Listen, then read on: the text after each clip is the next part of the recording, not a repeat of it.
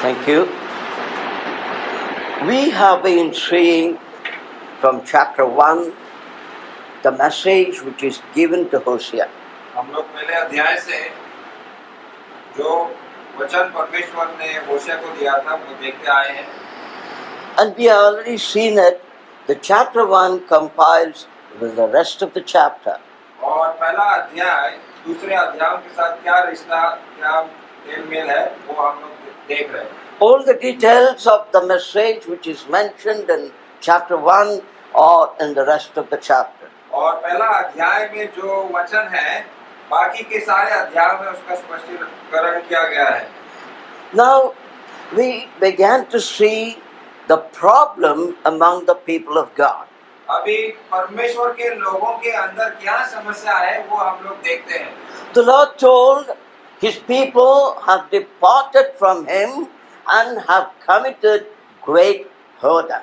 और वहाँ पर हम लोग देखते हैं कि प्रभु के लोग उससे दूर चले गए और गलत बातों गलत रिश्तों में वो लोग लगना शुरू किया. And this departing from God and joining themselves with the forces or with the things which are not according to the will of God brought unfaithfulness. और जब ये प्रभु के लोग अविश्वासी बने या विश्वास ठीक से नहीं किया तो वहाँ पर हम लोग देखते हैं कि वो लोग विश्वासघात कर रहे हैं. And this unfaithfulness, if it continues, it results in violence. और इस प्रकार का अविश्वास पना अगर हम लोग रखेंगे तो क्या नतीजा होता है. नतीजा है कि Hinsa. हिंसा.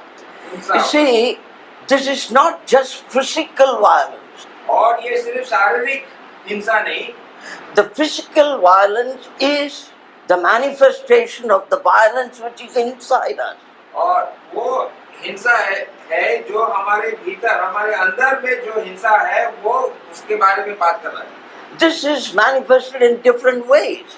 और वो हिंसा जो हमारे अंदर है अलग अलग प्रकार से हम लोग उसको देख सकते हैं. This was what was seen in the life of Israel. और वही इस्राएली लोगों के अंदर देखा जाता है. And it could be related today even within the churches. और वही उसी प्रकार का बात जो इस्राएली लोगों के अंदर है आज के युग में जो मंडली के अंदर कलीसिया के अंदर हम लोग देख सकते हैं. So when the violence keeps continuing, और हिंसा अगर ये लगातार जारी रहेगा it blinds our conscience. तो वो हमारे विवेक को अंधा कर देता है. We don't see what is right or wrong, सही क्या है गलत क्या हम लोग दिखाई नहीं देते. and we have no consideration. और कुछ ही बात का हम लोगों को एहसास नहीं होता है. We just do what we think is right. और जैसे हमको अच्छा लगता है वैसे हम लोग करने लगते हैं. And further, it hardens our heart and the emotion. और आगे क्या देखते हैं कि हमारा मनोभावनाओं को कठोर कर देता है. We don't show any mercy. We have no love for anybody. It just goes on. और हमारे अंदर कोई दया माया ये सब बातें दूर हो जाते हैं.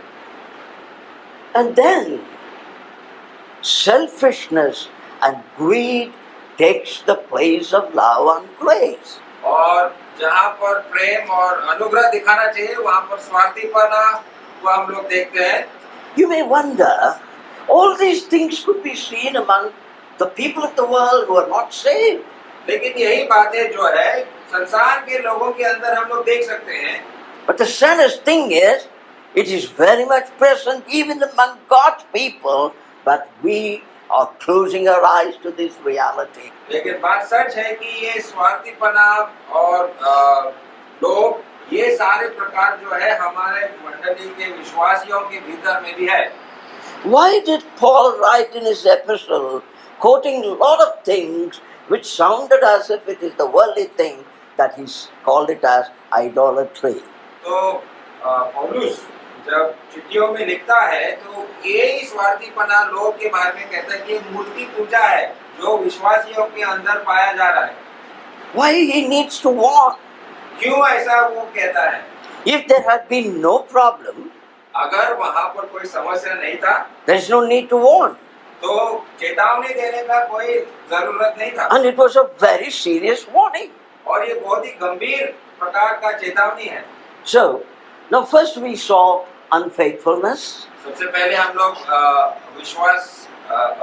अविश्वासपना को देखते हैं। Now, today we will start beginning to see violence. और आज हम लोग हिंसा के बारे में देखते हैं। Violence manifests in different ways, as I told you. अभी हिंसा जो है अलग अलग रूप लेता है। Now we will see how it manifests. First, it makes us liars. सबसे पहला है झूठ। Second, it makes us to be swearers. That दूसरा- means, okay, yeah, दूसरा बात यह है कि गाली बात. गाली गंदे शब्द हमारे मुंह से निकलता है Abusive attitude. और इस प्रकार से लोगों को गाली देना ये प्रकार का व्यवहार We may not use the word openly, but inside. अभी खुल के शायद हम लोग नहीं बोलेंगे लेकिन अंदर मन के अंदर ये गाली आ जाता है। And then bloodshedding. फिर उसके बाद खून, Then stealing. फिर चोरी करना, Then comes corrupting attitude. फिर भ्रष्टाचार। See, I am corrupted. I'm not satisfied with that. I corrupt others. जब मैं भ्रष्ट हूँ तो मैं दूसरों को भी इस प्रकार से भ्रष्ट करने लगता हूँ। Just in a way, you connect all these things to some of the Christian cults, you will find it. और यही जो गुण जो अभी हम लोग देखे हैं, जो कल्ट्स मतलब जो गलत शिक्षा प्रचार करते हैं, उनके अंदर ये चीज पाए जाते हैं। They tell lie about Lord Jesus Christ. तो प्रभु यीशु मसीह के बारे में झूठा शिक्षा वो लोग बताते हैं। They tell or teach lies about the future. और आने वाले भविष्यवाणी के बारे में भी झूठ बोलते हैं। And then when somebody tries to question them, they get angry, but inside them they swear against them. और जब उनका गलतियों को दिखाया जाता है, बताया जाता है, तो अंदर में गाली देना शुरू हो जाता है। Then comes bloodshedding. और फिर खून भी हो सकता है। My memory is getting short now. Way back, I think it was 70s, I think, there was a huge mass murder of people who trusted one man as a faithful Christian, and he gave them poison to drink. और uncle कह रहे हैं कि 1970 में उनका याद ठीक से याद नहीं आ रहा है, लेकिन 1970 में एक गलत शिक्षक था और वो गलत शिक्षक ने अपने पूरे झुंड को उन्होंने विष पॉइजन लेने के लिए बोला। Many died. और बहुत सारे लोगों ने उसका बात को सुना और मर गए। Drums of poison were brought in.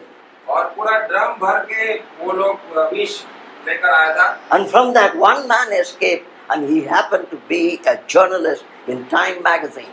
लेकिन एक ही आदमी जो बच गया था वो एक न्यूज प्रचारक था, तो वो बच गया। And in the Time magazine, he was a journalist. Journalist, That means वो पत्रकार था वो. पत्रकार था। Now, children of God, which is a cult, अभी चिल्ड्रन ऑफ गॉड करके ये एक झूठा शिक्षा देने वाले झुंड है they have all these things.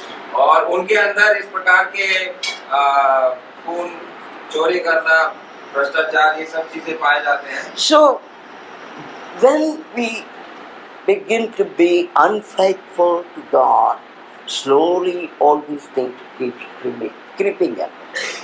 जब हम अविश्वासी बनते हैं तो ये सारे चीजें अंदर विश्वासियों के बीच में चला आना शुरू होता है। Please read Hosea chapter 4 verse 2. अभी होशिया का 4 अध्याय और 2 पद को पढ़ेंगे। यहाँ साथ देने, झूठ बोलने, वध करने, चुराने और व्यभिचार करने को छोड़ कुछ नहीं होता। वे व्यवस्था की सीमा को लांघ कर कम करते हैं और खून होता रहता है। Nothing more to explain. और इसमें साफ साफ सब कुछ लिखा है। It's very simple to understand. Everything is there. और इसको आप लोग सीधे तरीके से समझ सकते हैं।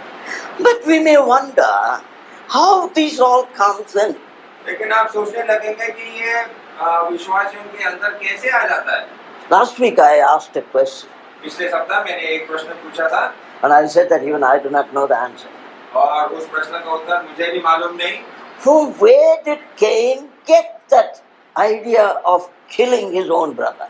काइन ने अपना भाई का खून करना कहाँ से सीखा? There is no precedence. वहाँ पर पहले कभी नहीं हुआ. इससे पहले कभी ये घटना नहीं हुआ था। But then how did he get this? तो ऐसा उसके दिमाग में कैसे आया? He knew he has to come before God.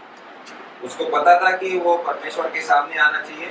He knew that he has to offer before God. उसको ये पता था कि बलिदान मुझे लेकर आना चाहिए। He was a hard worker. और बहुत ही मेहनत करने वाला, कष्ट करने वाला आदमी था। But from where did it come? तो ये उसके मन में कैसे आया? The small seed of sin which came into the life of Adam and Eve, it has all these fruits. और वो पाप का बीज जो आदम और हवा के अंदर आया, एक कैन के अंदर भी चला आया। The same thing we need to understand.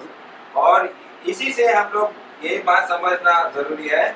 Last week, I think on Sunday, I just mentioned it may look this much of difference, but later on it becomes wider. और शुरुआत जो होगा वो बहुत ही छोटा होगा, लेकिन बाद में ये बहुत ही बड़ा बन जाता है। Now, go to Genesis chapter 6, अभी उत्पत्ति का 6 अध्याय में देखेंगे, verse 2 and 3. उसका 2 और 3 पद को पढ़ेंगे। तब परमेश्वर के पुत्रों ने मनुष्य की पुत्रियों को देखा कि वो सुंदर है, तो उन्होंने जिसको चाहा उनसे ब्याह कर लिया। और यहोवा ने कहा, मेरा आत्मा मनुष्य से सदा लोभ विवाद करता न रहेगा, क्योंकि मनुष्य भी शरीर ही है, उसकी आयु 120 वर्ष की होगी। 3 पद से 2 और 3, सिर्फ 2 और 3. हाँ, उम्र भी है उसमें, सब जोड़ दिया, बढ़िया है.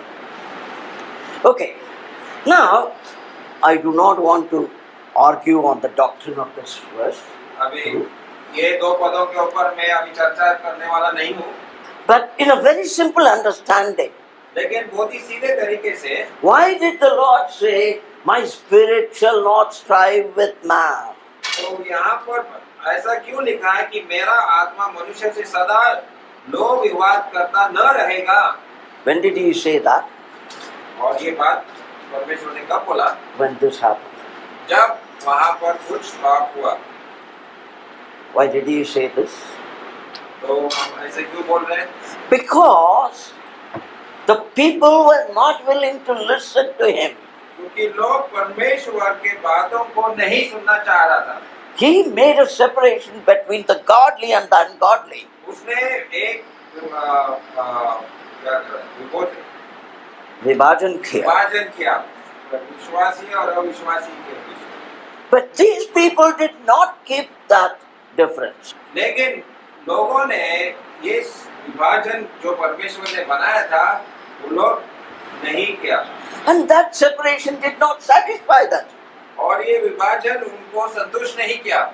So this is their deed. और इसलिए वहाँ इस बात को हम लोग देखते हैं। God knew what is going to be the effect of it.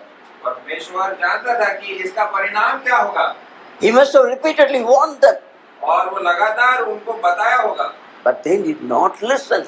लेकिन लोगों ने परमेश्वर का बात को नहीं सुना। That is why he says, "My spirit shall not always." Hindi में पढ़िए। और इसलिए वहाँ पर कह रहा है, और यहोवा ने कहा, मेरा आत्मा मनुष्य से सदा लोभ विवाद करता न रहेगा। सदा, always. That means enough. Let us put an end to this. परमेश्वर उस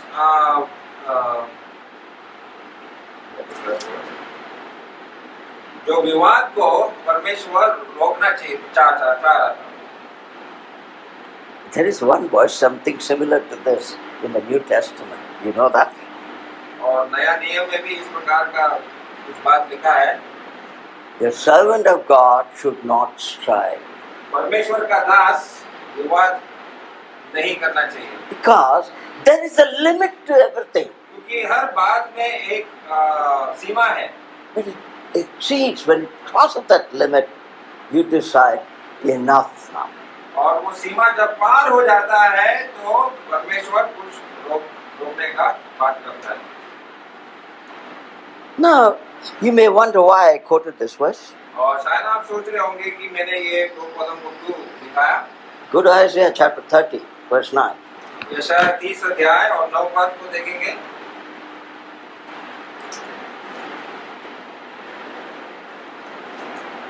जिनके वे बलवा करने वाले लोग और झूठ बोलने वाले लड़के हैं जो यहोवा की शिक्षा को सुनना नहीं चाहते। They do not want to listen to the teachings of the Lord. तो वो शिक्षा को सुनना नहीं चाहते। They are liars. झूठ बोलने वाले हैं। They are rebellious people. और बलवा करने वाले। बलवा करने वाले लोग हैं। See, this is, we need to pay attention to this. और इन बातों के ऊपर हम लोग ध्यान करना चाहिए। Week after week we hear the preaching. और सप्ताह पे सप्ताह हम लोग परमेश्वर का वचन को सुनते हैं। Some of us even take the pretense saying that I'm hearing everything in the internet. I have no time to come to the meeting. और शायद आप ये भी सोचते होंगे कि मैं इंटरनेट पे मैं प्रभु का वचन सुनता हूँ, इसलिए यहाँ सभा में आने का कोई जरूरत नहीं है। Okay, whatever you say. ठीक है, वो बात सही है। But if you are hearing the word of God, what is your attitude? अगर आप परमेश्वर के वचनों को सुन रहे हैं तो आपका स्वभाव कैसा है? Are you rebellious in your nature? क्या मैं बलवापन दिखा रहा हूँ? Are you telling lies? क्या मैं झूठ बोल रहा हूँ? See, as I told you right in the beginning when the first session started, we need to search our own heart. It is a message for every individual and collectively for every local church. और जैसे मैंने पहले ही संदेश में बोला था कि ये वचन हमारे सब के लिए और हम सब अपना अंदर को देखना चाहिए, परखना चाहिए। There is no transparency. खुला कुछ नहीं है, छुपी हुई बातें बहुत हैं। कुछ बात छुपा हुआ नहीं है। नहीं, छुपा हुआ है बहुत। हाँ, बहुत खुला छुपा हुआ हुआ है। नहीं। No transparency, no honesty. और कोई सत्यपन हमारे अंदर नहीं है। But God knows everything. लेकिन परमेश्वर सब कुछ जानता है। You know it. और आप जानते हैं। Your conscience know that. आपका विवेक जानता है। But लेकिन we don't care. आपको इसका कोई मूल नहीं रखते हैं। Let's go further. थोड़ा आगे जाएंगे।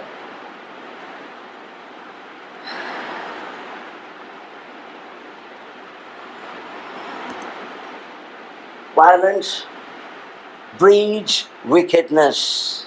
दुष्टता। दुष्टता के बाद दुष्टता से क्या फल मिलता है देखो।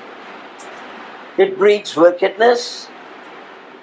तो हिंसा से दुष्टता में आता है।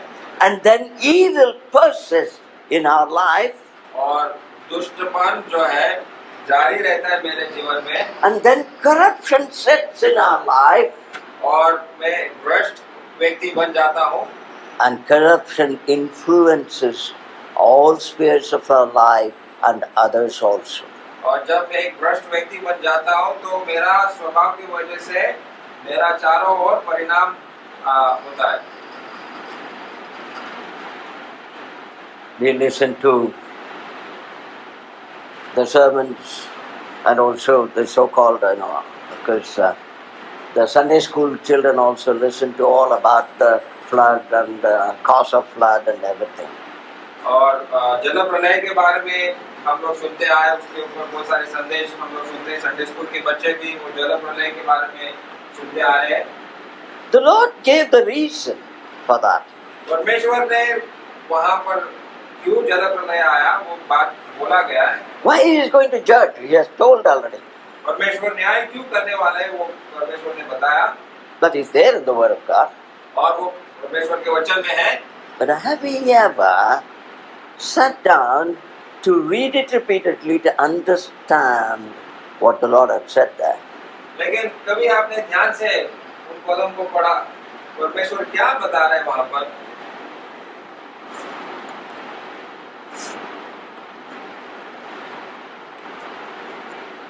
Wickedness, evil persist, what we saw there, and go to Genesis chapter 6 verse 5.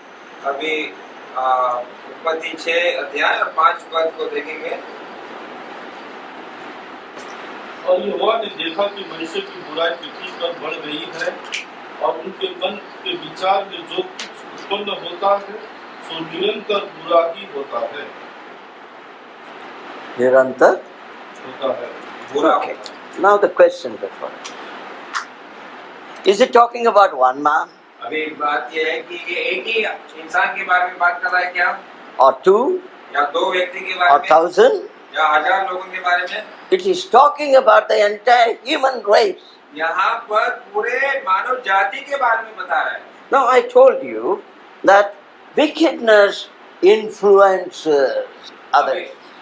मैंने बताया कि हिंसा जो है ये दूसरों के ऊपर असर देता है, Here is the evidence. और यहाँ पर हम इसका सबूत देख सकते हैं। One man become wicked, एक व्यक्ति दुष्ट बन जाता है and he influences others. और उसका दुष्टता की वजह से दूसरे लोगों के ऊपर असर होता है। What is that verse? I think in the proverb, or where is it? Stolen water. नीति वचन में इसका कोई पद आपको नीति वचन में है या कहाँ? I am very poor in statistics and memory. Stolen water is sweet, huh? Yeah. You see, this is what the influence of evil.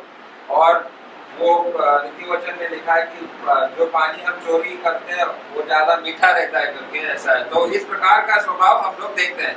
That is evil nature. तो वो दुष्टपना है, It influences others. वो दूसरों के ऊपर ही असर होता है। And then what the Lord said? और फिर परमेश्वर क्या कहता है? Every imagination of the thoughts of his heart was only evil continually. और उनके मन के विचार में जो कुछ उत्पन्न होता है वो निरंतर बुरा ही होता है। Continually evil. वो सदा मतलब बुरा ही है, Doesn't stop. और वो रुकता नहीं है। Internet, non-stop music, non-stop entertainment, non-stop evil. और इंटरनेट पे भी हम लोग नॉन स्टॉप इस प्रकार की चीजें देख सकते हैं। Now here, way back, before the flood, non-stop. और जल प्रलय से पहले भी ऐसे ही हम लोग देखते हैं।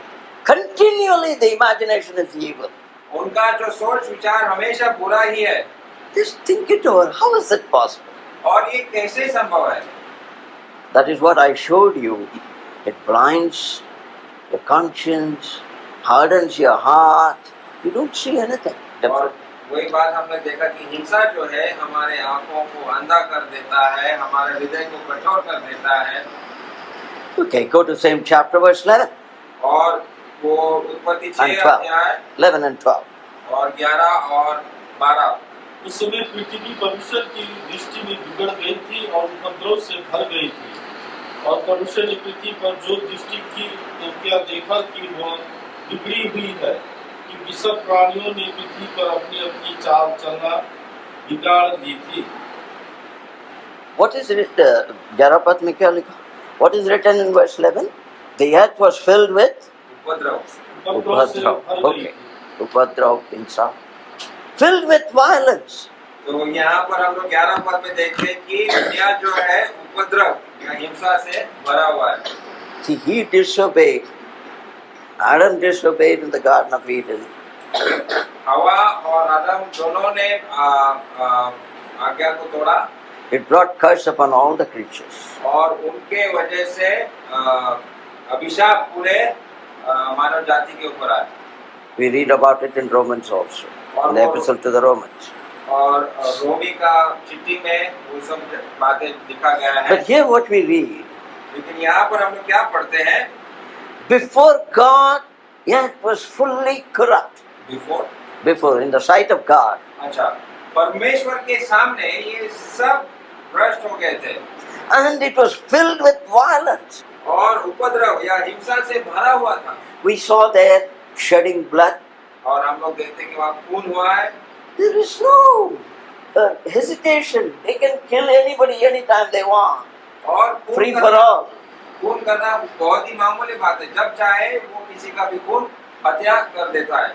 And then it says, और आगे देखते हैं, all flesh has corrupted its way upon the earth.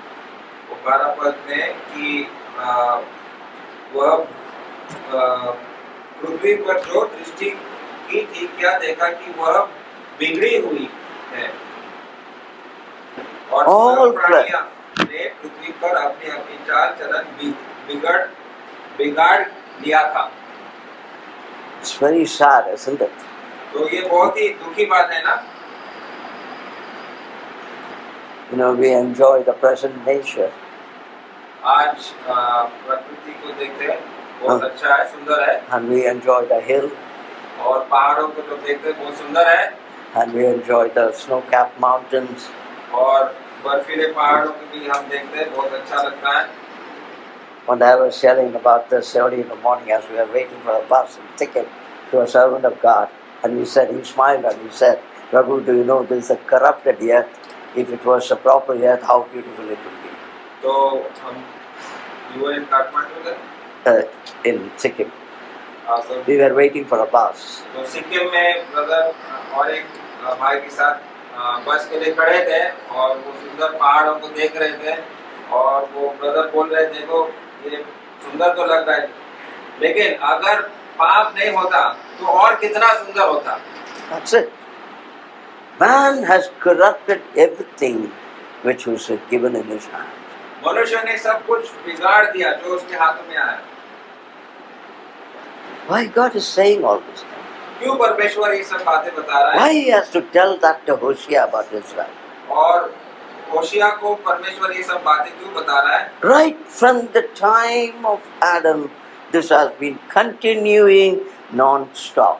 और आदम के जमाने से ये लगातार मनुष्य जाति बिगाड़ रहा है सब कुछ। Now we go further. और अभी हम आगे बढ़ेंगे। Violence makes us to go against the purpose for which God has saved us. तो हिंसा हमको परमेश्वर के विरोध में लेके जाता है, जो परमेश्वर का जो योजना है उसके विरोध में हम लोग जाते हैं। And it also corrupts our mind to such an extent we will have no understanding. और हमारा दिमाग को ऐसा बिगाड़ देता है कि कोई समझ नहीं रहता है। No understanding about what? किस बात का समझ नहीं है? The value and importance of our creation, our salvation and our fellowship. हमारा समझ परमेश्वर का जो सृष्टि के बारे में है, हमारा उद्धार के बारे में है और Fellowship. सहभागिता के बारे में मेरा समझ बिगड़ जाता है। First of all, we read in the book of Psalms, I am fearfully and wonderfully made. और भजन संहिता में हम लोग पढ़ते हैं कि हम लोग बहुत ही अद्भुत तरीके से बनाया गया है, रचाया गया है। If that is so, और अगर ये बात सच है, do you know the value of it? तो इसका कीमत को क्या हम लोगों को समझ में आ रहा है? A simple question. तो ये प्रश्न आपके लिए है। Simple question. बहुत ही साधारण प्रश्न है आपके लिए। Imagine this watch, this strip is made of pure gold. अभी समझो ये जो मेरा घड़ी जो है, ये पट्टी जो सोने का बना हुआ है। And here all around it is studded with very costly diamonds. और चारों ओर वो हीरे वहाँ पर लगे हुए हैं। There is a watch advertisement came in the newspaper, so I'm telling you. अभी ये मैंने अखबार में पढ़ा, इसलिए मैं आपको बता रहा हूँ। I'm giving it to you. और ये आपको मैं दे रहा हूँ। You look at it. तो आप उसको देखते हैं, Throw it outside the window. और खिड़की के बाहर फेंक देते हैं। Will you do that? क्या आप ऐसे करेंगे? You will throw me out, but you will not throw this out. आप मुझे बाहर फेंकेंगे, लेकिन घड़ी को बाहर नहीं फेंकेगा। Do we understand the value why God made you? तो परमेश्वर ने मुझे क्यों बनाया, इसका कीमत आपको समझ में आया? Do you really value why He saved you? क्या आप सचमुच समझते हो कि परमेश्वर ने आपको उद्धार क्यों दिया? Do you understand why He has brought you into this local church or the assembly and keeping you in fellowship? आपको इस बात का एहसास हो रहा है या समझ है कि परमेश्वर ने आपको इस मंडली में यहाँ का विश्वासियों के साथ सहभागिता में क्यों रखा है? Israel could not understand. इस्राएली लोगों को ये बात समझ में नहीं आया। The church initially knew, now we do not know really whether we knew it. पहले शताब्दी का विश्वासी लोगों को इस बात को समझ था, लेकिन अभी क्या हम लोगों को समझ में आ रहा है? We become like brutes. और brutes. जंगली जानवर की तरह जो बेमतलब मारता है। Enough? That's enough. Become like brutes. तो हम लोग जंगली बन जाते हैं। In our attitude. हो गया। और हमारा स्वभाव में एक किस्म का एक नशा से भरी हुई आनंद को देता। It becomes a kind of a intoxication. तो ये एक प्रकार का एक नशा बन जाता है, हिंसा भी है, हाँ, नशा बन जाता है। Why? क्यों? You'll see the Lord is going to say from Hosea. और हम लोग वचन से देखेंगे अभी। Now let's go first one, going against the purpose. अभी परमेश्वर का योजना के विपरीत जाना। Hosea chapter 6 verse 8. होशिया 6 और 8 पद को देखेंगे। गिलाद नाम गड़ी तो अनर्थकारियों से भरी है, वो खून से भरी हुई है। Gilead is a city of them that work iniquity. तो गिलाद नाम का गढ़ी तो वहाँ पर अंतकारिया से भरी है And is polluted with blood. और खून से भरी हुई है। Sad thing it is. और ये बहुत ही दुख की बात है। But why the Lord said that in Hosea chapter 6? लेकिन ये 6 अध्याय में परमेश्वर यहाँ क्यों बता रहा है? There is a reason to it. तो इसका एक कारण है। You have to go back into the Old Testament, into the history. आपको पुराने नियम में जाना पड़ेगा और इतिहास को समझना पड़ेगा। Gilead is a region of the east side of Jordan. गिलाद जो है उत्तर, पूर्व. पूर्व दिशा के एक शहर है। And the whole area is a stronghold of crime. और वो पूरा जो जगह है, पूरब के जगह जो है, वो भ्रष्टाचार हिंसा से भरा हुआ है। It is assumed that Shalom, the murderer of King Zechariah, तो शालोम नाम का व्यक्ति जिन्होंने जकरिया राजा का खून किया। Mara. 2 Kings chapter 15 verse 10, you will read about it. दो राजा, It is not there. Chapter 15 verse 10. दो राजा 15 और 10। और याबेस के पुत्र सल्लूम ने उससे राजद्रोह की गोष्ठी करके उसको प्रजा के सामने मारा और उसका घात करके उसके स्थान पर राजा हुआ। Is it there? No? या शालूम son of जाबेश। Now, let's go further. और आगे देखेंगे। He comes from Gilead, so he killed a king. शालूम ने राजा को मारा। And then there was a man called Pekah. और पेका P-E-K-H-A. पेका नाम का और एक व्यक्ति है। He killed a king called Pekahiah. उसने पेका राजा का हत्या किया। And also uses a gang of 50 Gileadites to carry out this killing. और वो पेका ने अपने 50 लोगों का झुंड बना के उन्होंने राजा का हत्या किया। Read chapter 2, the same, read chapter 15 verse 25. और 2 राजा 15 और 25. 15 और 25। सल्लूम के और काम और उसके राजद्रोहों की गोष्ठी की यह सब इसराइल के राजाओं के इतिहास की पुस्तक में लिखा है।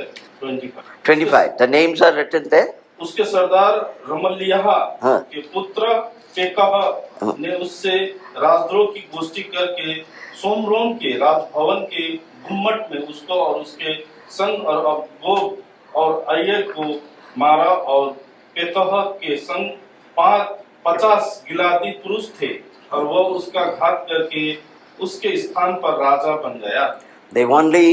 They not only plan killing, they not only murder people, वो उन लोग सिर्फ योजना नहीं बनाया और लोगों का हत्या नहीं किया, they also hire people to kill. लेकिन वो लोग पैसा देकर लोगों को दूसरों का हत्या करवाते थे। That's what the Lord is talking about.